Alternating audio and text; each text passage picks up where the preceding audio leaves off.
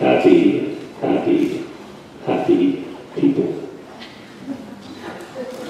I'm building a house inside of my house. The lawyers won't allow for a contract. I have to believe them because nobody's in the business of placing blame. There is a chimney so far, and smoke might be viable. No telling about a deck. It could be introduced. No word on the deck yet, though. Guests tend to be out of the question in the planning stages. I have thoughts of a sofa, chairs, tables. I have matches, crepe paper, chenille stems, gangs of twist ties, crushed apricot kernels, almond shells, and a glue gun. Clarice came by to question me, to say things like, "Oh, what have we got here?" I let her sit cozy on the veranda. She drank hot watermelon juice from a mug reading, "I'm so over hangovers," while crossing her legs on the divan. Epoxy's going to be the ruin of it. I was surprised at how she jumped right in with that stuff. It? Oh, you know, you. That's it. You're looking into my ruin, my own personal ruin. Notches above you as always. I guess I should have figured.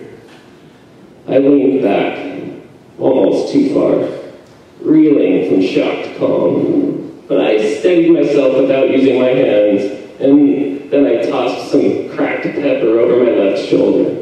Clarice didn't notice. "You should quip about it." Quip? Yeah, it's the new social commerce. That's not a thing. Sure it is. Swap a quip, sell a quip, lease a quip with an option to buy.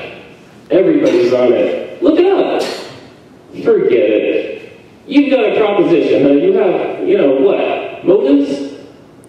I'm done. Go do whatever it is you do. I'm late for an opportunity.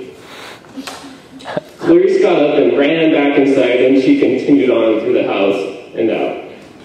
A lamp was wounded in the front. She didn't even bother to close the front door, which had, suffered a cracked window. I had a house cleaning service over to inspect my doings. I wanted an estimate. I'm up to 4 bedrooms, and there are, among other minuscule matters, tiny duvet covers to deal with. Dusting must be done with a magnified grace. They told me, "Forget about it, buddy. Magnifying glasses ain't even going to cut it here. We're not going to be responsible for what we can't see." This made more sense to me than I wanted it to, and I told them to get out. Proportions need to be considered. The sweep of slight reaches, the curtailed doubt of nooks, the hastened creep and closeness of crannies.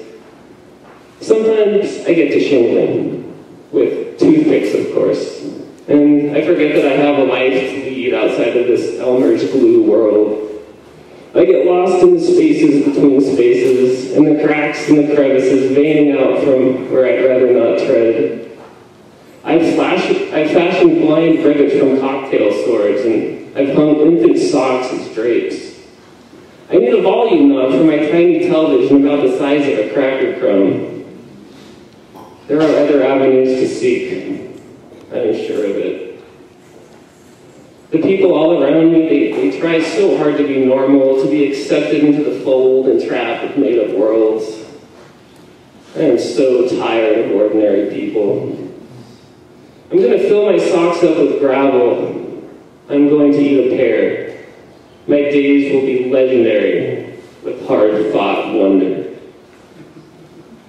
My house is built. It is smaller than I'd imagined. Sandpapered, rippled with pennies, glazed with honey. I shook some sugar packets over it the other day and pretended it was winter.